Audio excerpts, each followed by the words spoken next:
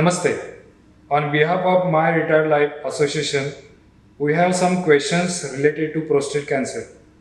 So we have with us Dr. Salil Patkar, consultant oncologist, Apollo Hospital, Navi Mumbai. Welcome, sir. Namaskar. So my first question is, sir, what are the common symptoms to prostate problems? Okay, so interesting question. So first thing that whether it is prostate cancer असू दे or whether it is going to be a benign enlargement of the prostate, म्हणजे non-cancerous prostate. जसं age goes on increasing, the prostate goes on increasing in size, and both of them will present with the same symptoms. It is going to cause increased frequency of urination. म्हणजे the patient will have to go multiple times to relieve himself while passing urine. Nocturia, म्हणजे patient will get up multiple times in the night wanting to pass urine. So these are the two most common symptoms that you come across. Is you are going to have increased frequency. परत लघवीला जावं असं वाटतं. You will have to go for urination multiple times. You will feel that your bladder is not getting evacuated. Urinela जातो तेव्हा you will feel that while you have urinated, even though you feel like you are going to urinate more, but there will be no passage of urine. Another thing that is commonly observed when your prostate enlarges in size is that ji stream असते, urinची जी stream असते, that becomes very thin, and it takes a lot of time to start urination. So many a times you will find your patient ज्यांचा prostate enlarged है, they will complain that they go and stand for urine and they have to wait at least for 1 and 2 minutes, or sometimes even longer, maybe 3-4 minutes before the urine starts. So that is a very common symptom that is observed. And once it starts, the stream is very thin. It's a very thin stream, so it takes much longer for them to completely evacuate their bladder. So in summary, increased frequency, you have to keep going more times to pass urine. Nocturia, you tend to go at night more often, you wake up at night wanting to pass urine. And third is decreased thinning of the urine stream. The stream of the urine becomes thinner and it takes a longer time to pass the urine. And fourth and last is that it takes a longer time for you to start passing urine. So you have to wait in the bathroom much longer before finally the urine stream starts. These are common symptoms observed with enlargement of the prostate. It could be a benign enlargement, means a non-cancerous enlargement, or it could be a cancerous enlargement. One of the red flag signs would be if you start passing blood in urine. It could signify either a urethra, a bladder, or it could signify a prostatic cancer, possibly. Of course, even in that you have things such as stones, which are more commonly responsible for hematuria, that is blood in urine. But these are the signs and symptoms. How do we identify whether it is benign or malignant? So how to know whether it is benign or malignant? So what is benign and what is malignant? Kutli ghat or any growth is known as a tumor. Now, not every tumor is cancerous. So a tumor can either be a cancerous tumor or it can be non-cancerous. The other word for a non-cancerous tumor is benign. Benign tumor is something we don't have to worry about. The commonest example of a benign tumor is a Charbichi ghat or a lipoma, as it is called. So most of us have 1 or 2 lumps of fat in our body, which is known as a lipoma. That's an example of a benign tumor. So similarly, the prostate enlarged, like I said before also, as your age goes on increasing, your prostate enlarges in size. This is a normal phenomenon, which is known as benign prostatic hypertrophy. It is very commonly observed in our old age patients, as you might have noticed. So which is why majority of our old age patients always come with complaints that they have to wait for a lot of time before they start passing urine. This is because as your prostate enlarges, it compresses upon your urethra, which is that tube through which the urine passes. So benign enlargement of the prostate is a non-cancerous, almost a physiological enlargement of the prostate that takes place, and for which also there are treatment options available, including some drugs which help reduce the pressure on the urethra through which the urine comes out.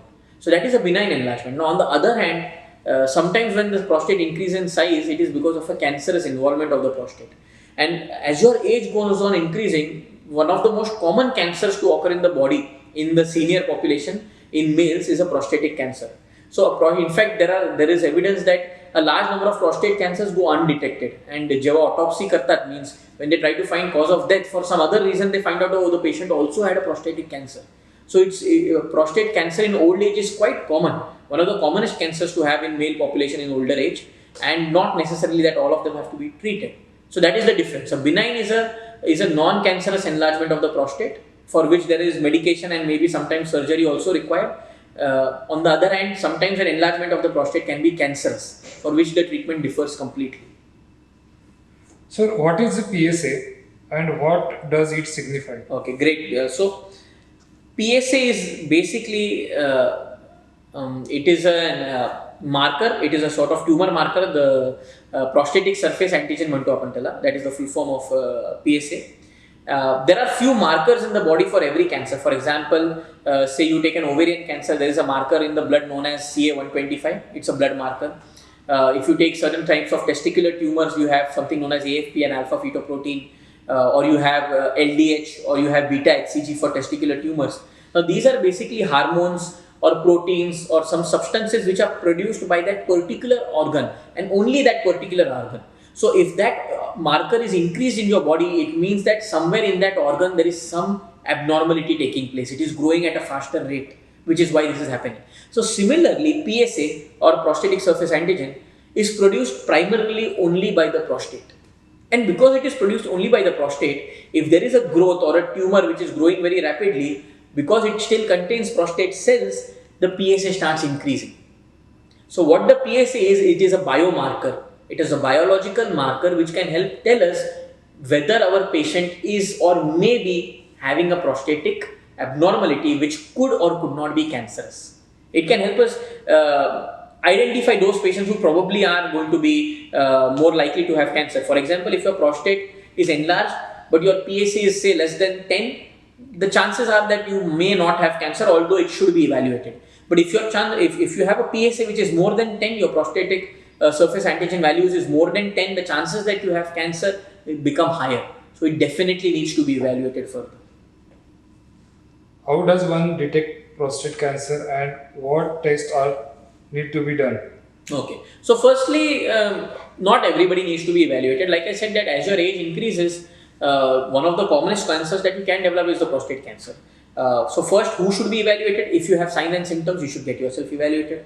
Especially if you are say beyond the age of 65, and if you have urinary complaints, if you have difficulty in passing urine, if you are getting up frequently at night because you have to pass urine, if you tend to have to wait longer before your urine stream starts, complaints that we have discussed priorly. If you have these complaints, yes, you must get yourself evaluated. Chances are that you don't have cancer. Chances are that you have a benign enlargement of the prostate, which is known as BPH or benign prostatic hypertrophy. But you have to evaluate it. So one of the first steps that you do is you get a USG done, a USG abdomen and pelvis. What this will do is it will tell you the size of your prostate. If your prostate is enlarged, then we need to do something about it. If on the USG the prostate is not enlarged, then probably the reason you are having these symptoms is something else. Perhaps it could be an uncontrolled diabetes, which can also cause an increased frequency of urination and nocturia. But let us assume that we do the first test, we do a sonography. In the sonography, we find that the prostate is enlarged. And the second step would be to get a PSA done. If your PSA is increased, if your PSA is significantly increased, we definitely should evaluate it further. If your PSA is not increased, the chances that you have cancer are very low.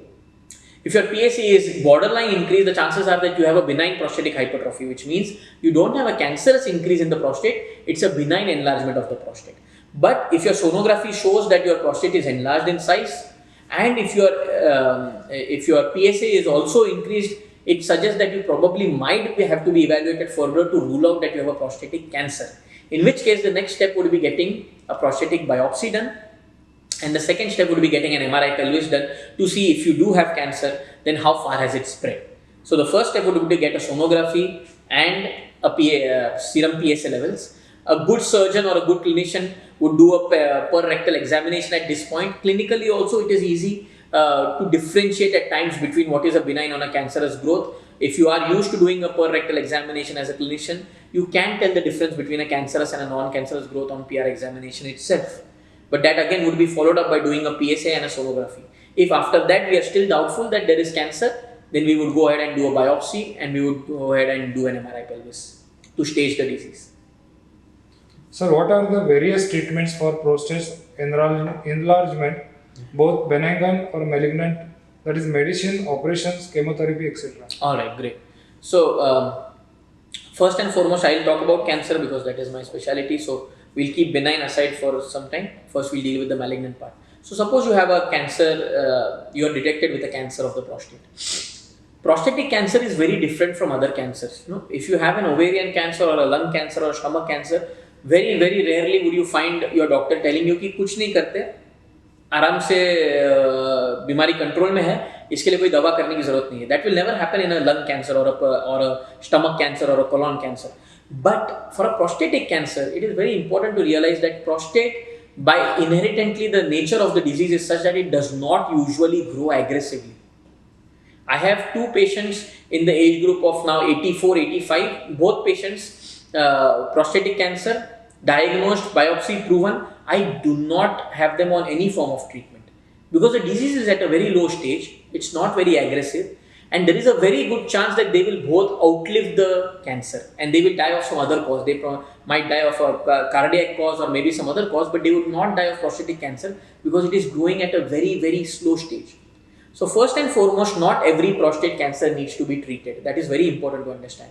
Not every prostate cancer requires treatment, especially depends upon your age. If your age is 85 plus and if your prostate cancer is only in an early stage, maybe stage 1, there is no need for treatment because the prostate cancer will grow at such a slow stage, at such a slow rate, that probably you will not have any signs or symptoms or any major comorbidity or any major problem related to the prostatic cancer, and you will probably have more difficulty related to the treatment. But having said that, suppose your stage is the cancer is at a higher stage, then the treatment options include one, going ahead with a surgery. If the patient is fit enough, you do a prostatectomy. If the patient is fit enough for a surgery, well and good. If the patient is not fit for surgery, maybe because of age, the other option includes going ahead with radiation to the prostate. If the disease has already spread, if it is a stage 4, then again I would like to remind everyone that prostate is a slow growing tumor. Even a stage 4 prostatic cancer grows very slowly. There are people who have disease which has spread to the bones who are alive for a decade and even more than 10 years, a stage 4 spread prostatic cancer, and they're still alive because it is usually a slow growing tumor. So even if it has spread, then the options include hormonal treatment. Now the prostate, like some other cancers such as the ovary and the breast cancers, are hormone dependent. The prostate cancer is very dependent upon a hormone called as testosterone. So if the disease is spread, if it is a stage 4 prostatic cancer which is spread to the bones, like I said, it is still not very bad news because it will still be very slow growing. But then we need to act. And the first thing we need to do in that case is we need to stop the source of the fuel which is promoting that growth of that tumor, and that is the hormone testosterone. So one of the first things that is done is either you do a bilateral orchidectomy, which means that you do a surgery for the testis so that the hormone testosterone production stops, and which by itself in many cases is more than enough to control the growth of the tumor and to cause it to regress. The other option is going for an injection. These are known as gonadal injections, GnRH. These injections suppress the testosterone hormone level and they control and even regress the prostatic cancer. So these are two options that exist. Beyond that, we can go ahead with, if the disease has spread beyond, if it is a stage 4 disease and we need to put the patient on some form of treatment, then there is hormonal and targeted therapy available. We don't necessarily have to do chemotherapy. There are absolutely easy to tolerate oral treatments such as abiraterone, bicalutamide, which are orally taken treatments, which is 1 or 2 tablets a day, and they incredibly and beautifully control the prostatic cancer. So chemotherapy is not required for every patient. In fact, majority of my patients are on oral treatment, and I only put them on chemo if at all they progress on oral treatment and there is an indication. So most patients of prostatic cancer, even stage 4, can be managed on oral hormonal treatment. So it is possible to prevent prostate enlargement?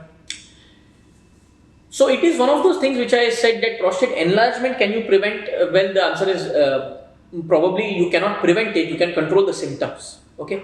Why can you not prevent prostate enlargement? Because like I said, it is one of those physiological things that happens as your age advances. Prostatic hypertrophy is not something that can be completely prevented. What you can do is you can reduce the symptoms associated with increase in the prostatic size. There are drugs available which open up the urethra, and so whatever symptoms you might be having related to the prostate, they can be definitely mitigated, they can be reduced. Is it possible to prevent prostatic enlargement or to prevent prostatic cancer? It is more debatable. There are some data which says that intake of beta carotenes and selenium and all have helped, but there is not enough data to suggest that. My advice would be that lifestyle modifications in general have prevented almost most cancers. They reduce the risk of almost all cancers by 20 to 25%, which includes prostate cancers, prostate, colorectal, breast, ovary. All of these cancers can be reduced by following a healthy lifestyle, which includes more of fruits and vegetables, cutting down on processed foods, absolutely not having alcohol and cigarette smoking, all of which have been associated with prostatic cancers.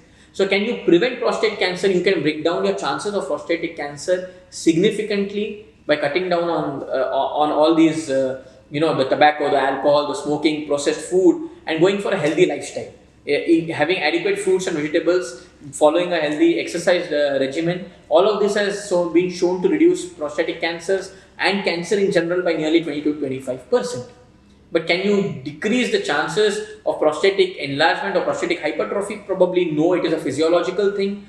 Some degree of prostatic hypertrophy occurs as you age, but there are wonderful tablets available to treat that without having to worry. So you can go for tablets such as Urimax, tablets such as finasteride, which just improve the urine outflow, and you don't have to worry about the prostatic hypertrophy in that case. Thank you, sir. Thank you very much. Thank you so much. Thank you. Sir.